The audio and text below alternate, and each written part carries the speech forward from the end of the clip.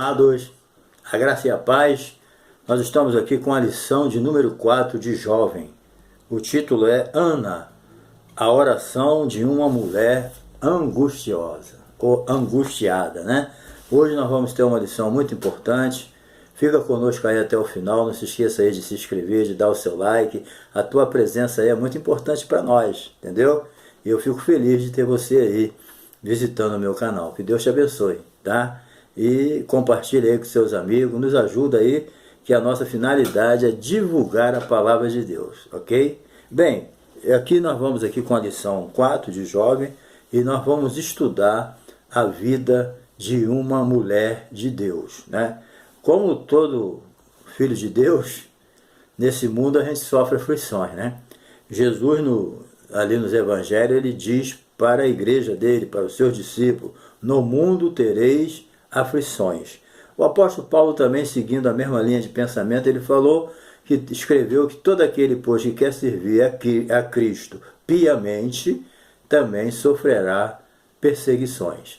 Então, desejando ou querendo ou não, todo aquele que quiser ser fiel a Deus, ele vai passar por sofrimento, vai passar por luta, vai passar por batalha, mas sempre entendendo o seguinte, que nenhuma luta, nenhum sofrimento, nenhuma batalha nesse mundo, ela vem além das nossas forças ou além da nossa capacidade de suportar.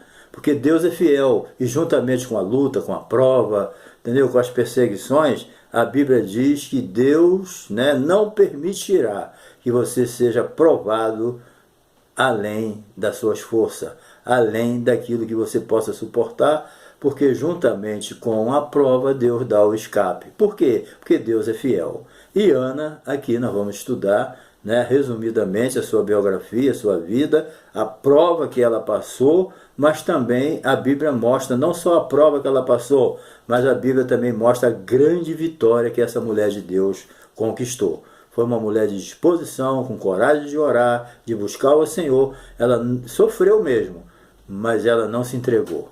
Querido, quer ser vencedor? Está passando uma prova? Eu também estou. Mas não vamos se entregar. Vamos lutar, porque maior o que está conosco do que o que está no mundo. E quem prometeu é Deus. E quem prometeu é poderoso para cumprir. Amém? Deus te abençoe. Fica conosco aí até o final. Bem, repetindo, o título da lição é Ana, a oração de uma mulher angustiada.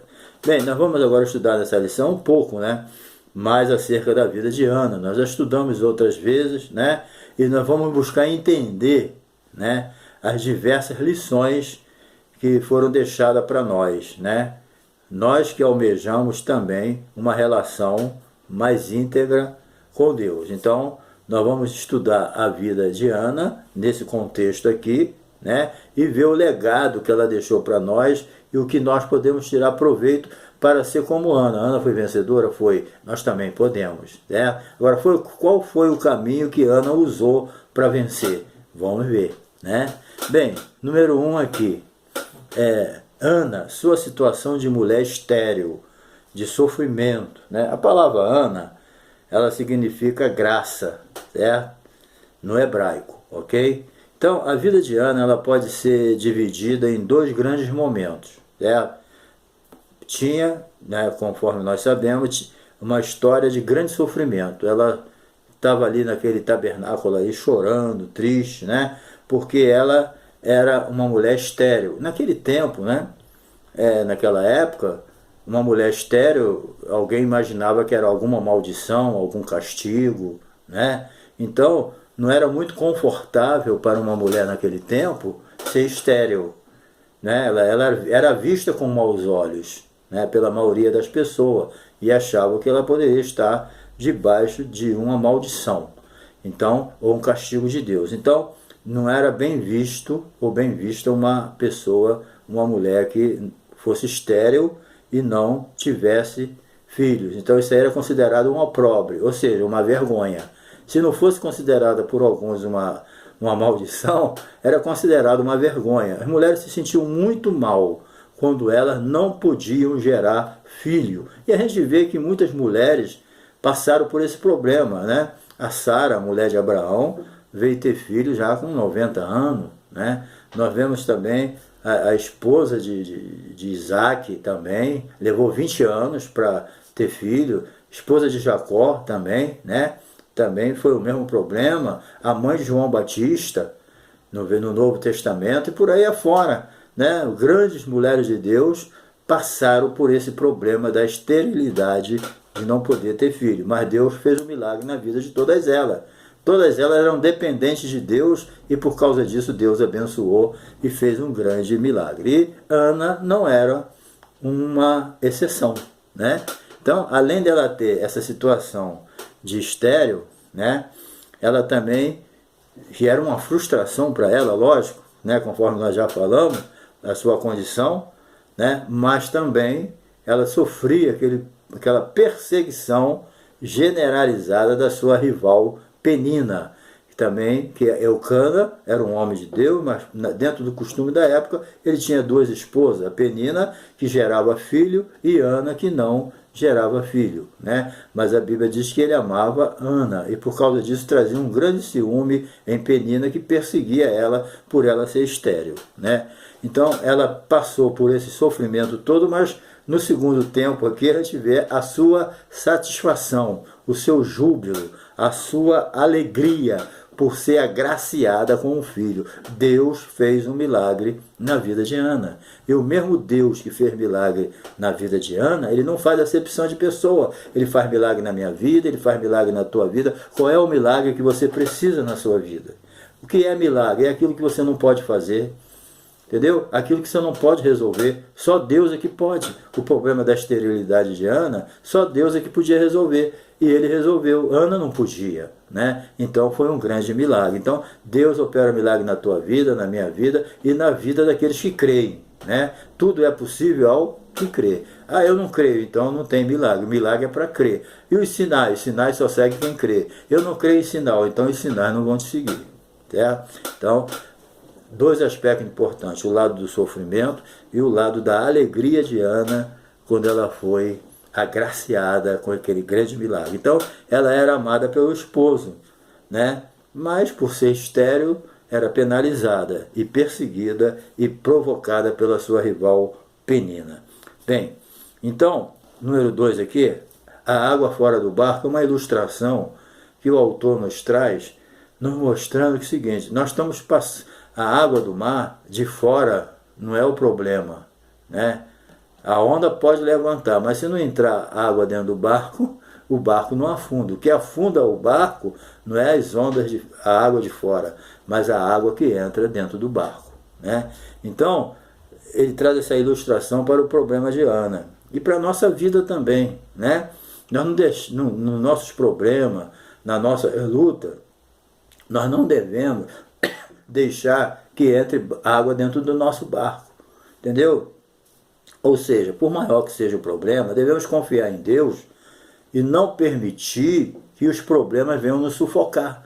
Quando os problemas nos sufocam, quando os problemas nos dominam e nos deixam sem direção e a gente perde a batalha, é porque entrou água dentro do barco. Mas não vamos permitir isso. Deus é o nosso refúgio e fortaleza, é um socorro bem presente na angústia. Por maior que seja o teu problema, Deus é maior do que o teu problema. Deus é maior do que tua luta. Deus é maior do que aquilo que você está buscando e que tu acha difícil. Difícil para você, mas para Deus não. Para Deus não há impossível. Entendeu? Então, ela era irritada constantemente pela sua rival. Entendeu? Levando ela ao desespero. Ela ficou até sem condições de comer, entendeu? De se comunicar. Ela ficou numa vida depressiva, atribulada com aquela situação, né? E o seu marido, gente muito boa, né? Mas ele não entendia, ele amava ela, cuidava bem, mas ele não entendia bem o problema dela, porque tem problema que só a mulher mesmo que entende, né? Ele disse para ela, por que você está triste? Eu sou melhor do que 10 filhos? Ele achava, né? Ana não, entendeu? Ele achava que ele era melhor que 10 filhos. Aonde que um homem pode substituir um filho numa situação igual de Ana, que está desejosa de tirar o seu opróbrio, ter um filho, né? Aonde que o marido vai chegar? Não precisa filho não, eu sou melhor do que filho. Como? Uma mulher não tem essa visão e não vê desse jeito, né? Então, mesmo que não fosse a intenção de Ana, que ele era a intenção de Eucana, marido de Ana, que era um homem de Deus, mas ele aí, ó, errou o alvo muito grande, entendeu? Por melhor que ele tratasse Ana, ele nunca ia substituir os filhos, nunca, né? Mas ele tinha esse pensamento. Então vamos lá, número 3. O sofrimento dos tempos atuais. Isso aqui é importante, né? O sofrimento de Ana deixava ela numa situação muito difícil. Por quê? Ela se sentia incompleta. Mesmo que o homem falasse que ele era melhor do que 10 filhos, isso aí não resolvia o problema interior dela. Ela se sentia incompleta, desmerecida, desprezada, humilhada, também socialmente, né? Com certeza. Ana, no seu sofrimento como mulher, ela chorava muito, né? Porque ela sabia que ela estava incompleta, principalmente dentro do contexto que ela vivia, em que mulheres estéreis eram consideradas mulheres, né, desprezadas, e o opróbrio, a vergonha, a maldição, alguma coisa, né? Era da época, né? E até bem pouco tempo se tinha esse pensamento, né?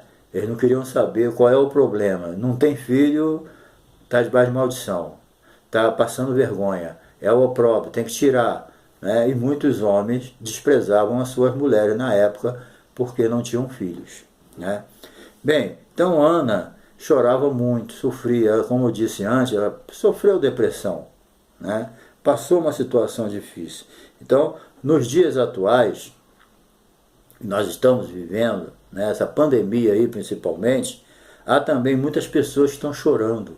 Olha, no meio dessa pandemia aí tem pessoas que estão chorando o luto, que já perdeu um pai, perdeu uma mãe, perdeu um esposo, uma esposa. Como eu tenho visto, né, com tristeza, tantas pessoas partindo, né? Mesmo que seja cristão, a dor da separação não tem sido fácil, levado por essa pandemia, certo? Então, por causa disso, muitos estão tristes por causa do luto, né? Outros estão tristes porque perderam o emprego, outros estão passando necessidade, certo? Outros estão vivendo uma solidão, pessoas que vivem preso dentro de casa com medo de sair para não pegar a Covid, pessoas que estão na área de risco, né, com a idade já avançada, pessoas que estão sofrendo medo, solidão, mesmo no meio das pessoas, as pessoas estão se sentindo solitário, se sentindo triste porque não sabe o dia de amanhã, entendeu? Então, desemprego, condições financeiras, falta de alimento, cada um está sofrendo um tipo de problema. Outros ficaram enfermos, outros é problema social, outros são problemas espirituais. Pessoas, por causa disso, estão desanimadas de ir na igreja, não vão mais para a igreja, estão em casa. Então, tudo isso traz sofrimento. Eu tenho orado por pessoas que estão em casa chorando, com depressão, desanimada, porque perdeu um ente querido, né? Um ente querido. Quer dizer, tudo isso traz um trauma na vida das pessoas. Isso é um sofrimento, né, que vem na nossa vida. Então, nos dias atuais, as pessoas estão assim, passando por esses conflitos familiares, pessoas sendo abandonadas, certo? Dificuldade econômica, frustrações, dificuldade de relacionamento humano, né? Pessoas estressadas, né? Tudo isso traz o quê? Choro, depressão, desprezo. Quantas pessoas estão se sentindo desprezadas. Então, fora as doenças emocionais, né? Doença da alma, que gera também doença física, né? A doença emocional, ela vai definhando a pessoa, né? A depressão, a angústia, a tristeza, o medo, a solidão. Isso vai trazendo aqui doença física também, certo? E o medo também. O medo está terrível. Então, qual o nosso papel diante de tudo isso? Qual é o papel da igreja? Orar. O que Ana fez, né, para vencer a situação? Ela foi orar. E é importante que Ana não ficou de delonga. Ana foi logo no problema dela. Não, o problema é um filho. E se tu me der um filho, eu vou te devolver ele para ficar para sempre. Então ela não ficou com delonga, ela foi logo no assunto. Querido, se tu tem um problema para resolver com Deus, para buscar o Senhor, não fica com historinha, não fica dando volta. Chega para Deus e fala: Senhor, o problema é esse, É isso que eu quero, é isso que eu preciso resolver, é isso que eu preciso fazer. É nessa área que eu estou precisando de ajuda. Faça igual Ana, o problema é um filho, eu quero um filho. Pronto, entendeu? Então, qual é o teu problema? É uma enfermidade? É uma doença, né? É desemprego? É familiar? É psicológica? É depressão? Seja o que for, abra teu coração, fala a verdade para Deus. Senhor, o meu problema é esse. E chora lá nos pés dele, lançando sobre ele toda a vossa ansiedade, porque ele tem cuidado de vós. Entendeu? É lançando. A Bíblia diz, não andeis ansiosos por coisa alguma. Antes, as vossas petições sejam em tudo conhecidas diante de Deus pela oração e pela súplica. E a paz de Deus, que excede a todo entendimento, guardará os vossos corações em Cristo Jesus. Entendeu? Então, é uma necessidade de você ir para Deus com objetividade. O meu objetivo é esse. É igual quando Jesus perguntou ao cego, cego, o que você quer que eu te faça? Ah, na ponta da língua, eu quero ver. Pronto, e vê, então vê. Então você vê que Deus gosta de coisa objetiva. O que você quer? É isso? Então não fica com delonga não. Vai para os pés do Senhor, abre teu coração. Se sentir vontade de chorar, chora. Entendeu? Abre teu coração e fala para Ele o que você quer. Entendeu? Então é essa situação de Deus na nossa vida. Deus, é assim que Deus quer. Deus não gosta de generalidade. Qual é o teu objetivo? O que você quer? Ah, porque tu sou Senhor, tu sabe a minha situação, tu sabe como é que eu estou. Ah, Deus sabe disso tudo, querido. Fala o que você quer, em nome de Jesus. Né? Bem, número 2 aqui, Ana roga a Deus que lhe dê um filho, que nós falamos, entendeu? Não ficou de delonga, eu quero um filho, é um filho mesmo e acabou. Entendeu? Eu não vou falar, Senhor, tu sabe a minha situação, eu estou sofrendo, eu estou passando uma luta. Ah, Deus está sabendo, querido. Fala o que você quer. Vamos lá. Deus ouve a oração dos seus, certo? Deus, como um pai amoroso, Ele está sempre pronto para ouvir as nossas orações e acalmar o nosso coração. Deus ouve a nossa oração e acalma o nosso coração, certo? Então, é Ele que cuida de nós. Entendeu?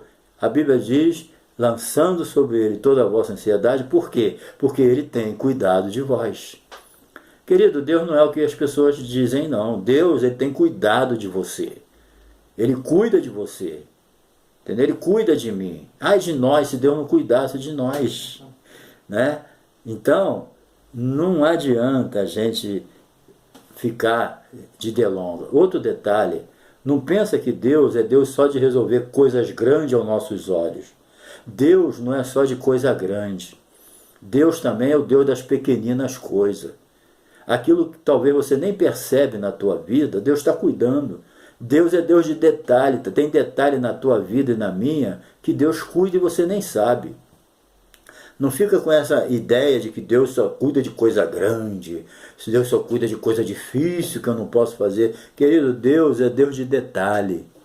Ele cuida de nós, Ele tem cuidado de vós. Então uma pessoa que tem cuidado do outro, ele cuida das coisas difíceis, mas cuida dos mínimos detalhes também. É igual você estiver tomando conta de alguém, você não vai cuidar só do grosso da vida dele. Você vai olhar uma unha, você vai olhar um rosto, você vai olhar as coisas mínimas e básicas que precisam ser feitas. Então Deus também, quando você vai orar, lembre-se que Deus não vai cuidar só das coisas grandes e difíceis. Ele vai cuidar das coisas pequenas, das coisas mínimas, das coisas básicas da tua vida. Ele está cuidando. Você pode ter certeza disso. Entendeu? Então Ele acalma o nosso coração, cuidando das pequenas coisas também, que são resolvidas todos os dias. E às vezes a gente nem percebe. Né? Pode ler lá em Mateus 6, 26, está bem claro. Né? Só que muitos passam por momentos angustiantes, profundos, de sofrimento, não buscam socorro do Senhor. Esse é o grande problema. Tem gente que fala do problema dele para todo mundo. Todo mundo na igreja sabe do problema dele. Todo mundo na vizinhança sabe do problema dele. Todo mundo na parentela sabe do problema dele. Todo mundo na família sabe do problema dele. Sabe por quê? Porque ele fala para todo mundo. Não é errado você buscar ajuda em oração. Não é errado você procurar pessoas de confiança para orar por você. Eu tenho assunto na minha vida, eu peço oração mesmo na igreja. Certo? Eu peço, mas só que eu peço a Deus também, eu oro. Eu não fico só dependendo, eu vou orar também. Então, mas tem pessoas que ele fala do problema dele para todo mundo, mas não fala para Deus. Se você quer falar, você pode falar com quem vai orar por você, é bom. Pede oração à igreja, todo mundo vai orar por você. Pede sua oração à sua família que é crente, eles vão orar por você. Os seus parentes que é crente, pede oração, eles vão orar por você. Mas o que o autor quer deixar claro para nós aqui é que tem pessoas que falam do problema dele para todo mundo, mas não fala para Deus. Que o único que vai resolver mesmo é Deus. Ninguém resolve nada para ninguém. Então Deus é que resolve os nossos problemas. Então Deus quer que você se dirija a Ele e faça igual Ana. Vai orar, vai buscar o Senhor. Né? Então, muita gente, infelizmente, não buscam socorro de Deus. Entendeu? Não buscam o socorro de Deus. Então, eles não entendem, né? Seus corações estão fechados para Deus. Infelizmente, o coração dessas pessoas estão fechados para Deus. Fala para todo mundo e não fala para Deus, né? Querido, é Deus que tem poder para resolver. Você é um cristão, é um jovem abençoado, se habitue a lançar sobre Deus a sua ansiedade. Qualquer problema que você tiver interiormente, busca o Senhor, lança para Deus, fala com Ele, conversa com Ele, Ele é todo ouvido, entendeu? Então, não tem caso que Deus não resolva, certo? Você lembra de Paulo e Sila? Eles estavam num problema impossível ali, preso naquela cadeia.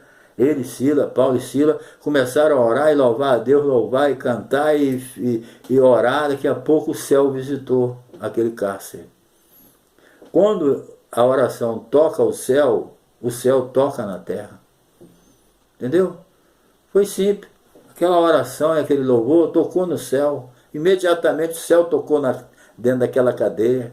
Veio aquele terremoto, todo mundo foi salvo. Moral da história, o carcereiro foi salvo sendo batizado nas águas e Paulo foi liberto. Está entendendo? Então, quando a tua oração toca no céu, o céu vai tocar na tua vida. Você vai ver a diferença que vai fazer, né? Agora, muitas vezes Deus não atende a tua oração do jeito que você quer, certo? Então, aquela criança foi abençoada porque foi nascida pelo milagre de Deus. Vamos lá. Derramando a minha alma, versículo 15. Na oração de Ana, ela foi tão intensa, né, que ela deixou até o sumo sacerdote assim, meio surpreso ou confuso, não sei, né? Tanto é que ele confundiu ela com um bebum. Ele achou que ela estava tocada, né? Falou para ela deixar o álcool dela, mas ela falou, não estou embriagada não, eu sou uma mulher atribulada de espírito, entendeu? Ela teve que dar uma liçãozinha no nosso sumo sacerdote. Então, ele achava que ela, né, estava embriagada. Então, faltou, na verdade, se você ler aqui esse texto, faltou em Ana palavra, mas não faltou fé e não faltou sentimento. Às vezes você vai orar, falta a palavra, você chora, derrama seu coração, mas isso você está tendo a convicção que Deus está te ouvindo. É como diz lá o apóstolo Paulo escreveu no Novo Testamento, que o Espírito Santo intercede por nós com gemidos inexprimíveis, porque não sabemos orar, como orar, nem o que falar, mas o Espírito vem e intercede por nós, com gemidos inexprimíveis. Ana aqui, ela praticamente pouca coisa saía da sua boca, ela estava gemendo, mas um gemido de fé, de confiança, de certeza que Deus estava assistindo ela ali. Às vezes você não tem palavra para orar, mas Deus está te assistindo ali, ó, e te dando resposta. Às vezes tu fala 2 horas com Deus e não resolve nada. Às vezes 1 minuto, né, de agonia ali, sem palavra, mas crendo que Deus está ali, você tem resposta como Ana. Né? Quantas vezes Ana não fez horas e horas de oração?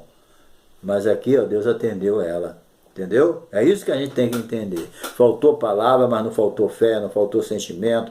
Ela lançou sobre ele toda a sua ansiedade, sabendo que Deus tinha cuidado com ela. A sua oração era sincera, sua dor era legítima, as suas lágrimas eram cheias de sentimentos.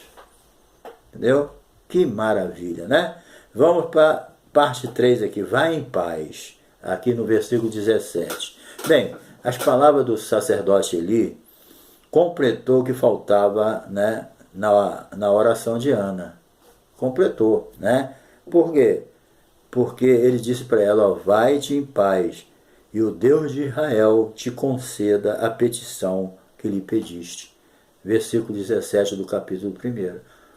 Então ele deu uma palavra de fé, né? Depois que ele entendeu o mal entendido ali, ele compreendeu que ele, né, interpretou mal a situação de Ana, ele caiu em si, entendeu e deu uma força. Ana precisava dessa palavra.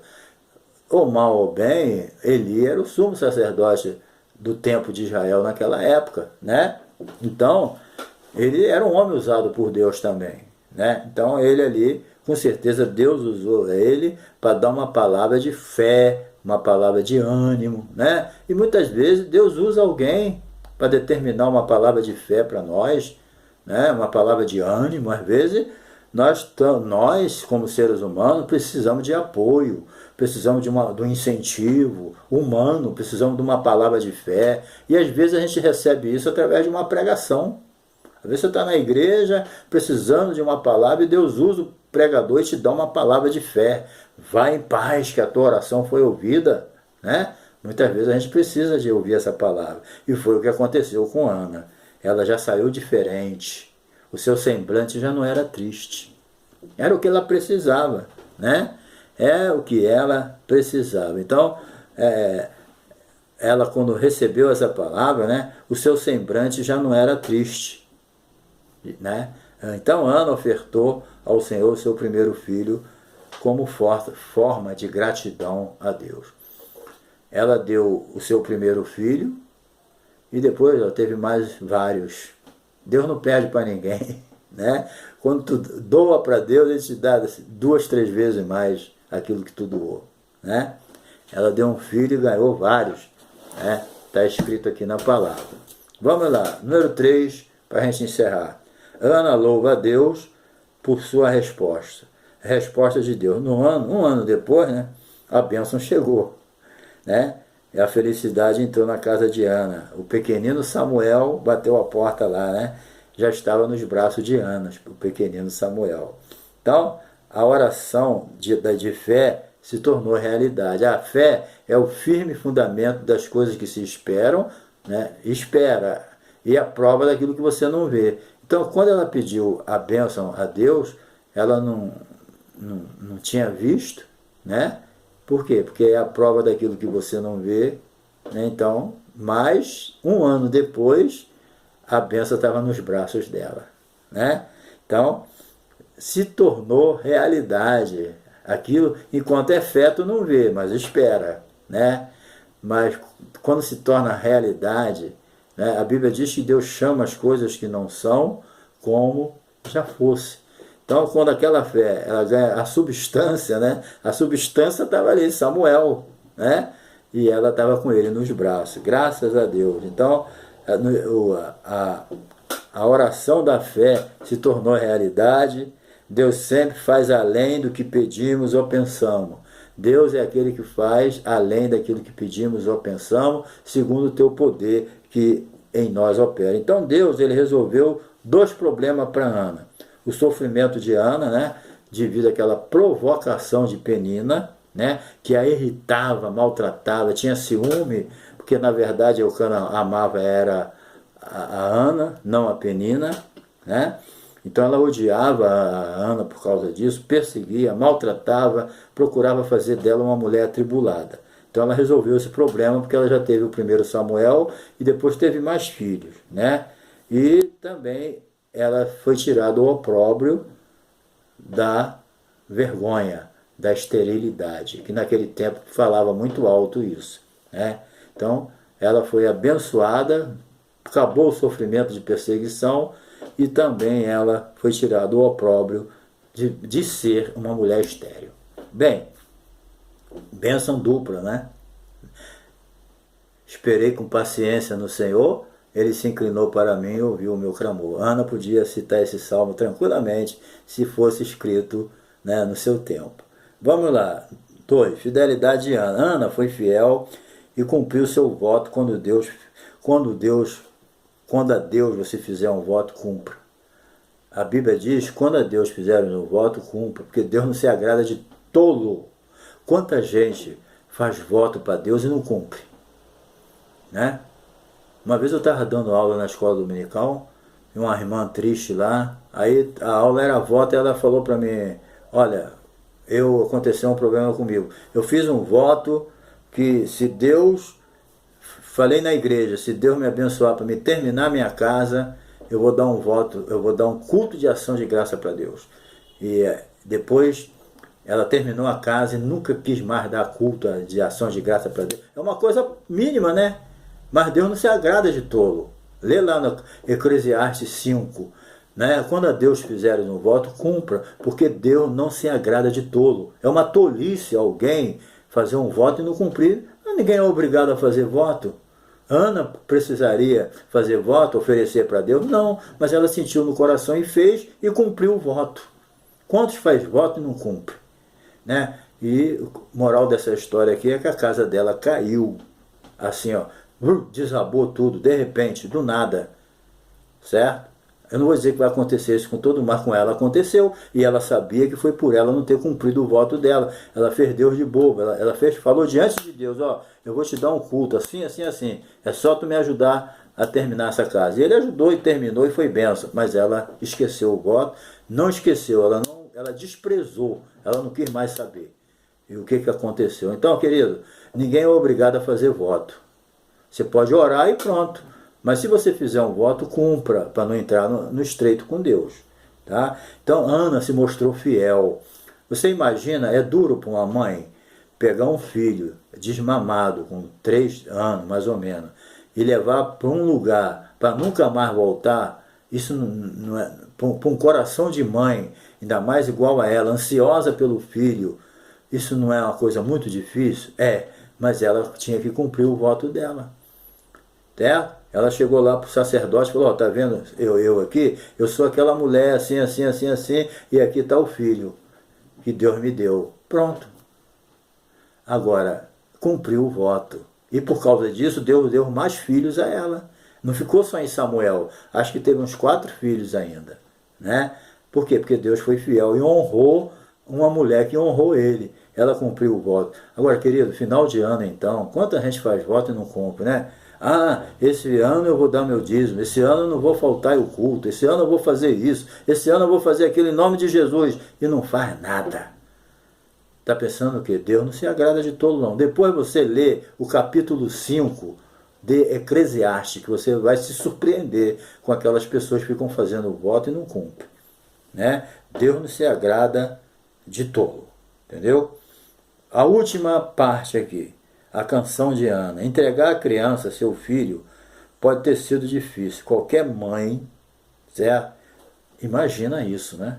Entregar um filho com 3 anos, sendo primogênito, gerado com aquele amor, e depois ter que entregar, olha, isso não é para qualquer um não. Mas ela fez o voto. Agora eu pergunto a vocês, se ela não tivesse feito o voto, Deus daria a ela o filho do mesmo jeito? Eu creio, né? Mas aí essa é outra história, certo? Então, entregar não foi fácil, qualquer mãe ia sentir isso, mas para Ana foi motivo de alegria. Por quê? Ela louva a Deus, se alegra em Deus pelo milagre, vendo acima de tudo um Deus soberano. Certo? Ela cumpriu, porque ela olhava lá na frente, ela via, né, a necessidade, havia uma alegria, ela sabia a luta que ela teve, o sofrimento que ela passou para chegar aonde ela chegou. Então era motivo de alegria. E depois Deus deu mais filhos a ela, e ela pôde ver em Samuel um homem de Deus. Isso é que é importante para uma mãe, ver um filho dedicado à obra de Deus, como foi Samuel. Samuel honrou toda a sua mãe, seu pai, toda a sua família, honrou o Deus Todo-Poderoso acima de tudo, e o povo de Israel. O povo de Israel teve uma consideração muito grande por Samuel. Então Deus te abençoe, não se esqueça da sua inscrição, não se esqueça do seu like, não se esqueça de compartilhar com seus amigos, também dá um toquinho no sininho para receber novos vídeos, tá bom? Então até a próxima lição de número 5, nós vamos estudar sobre Neemias, tá bom? Um abração, Deus te abençoe.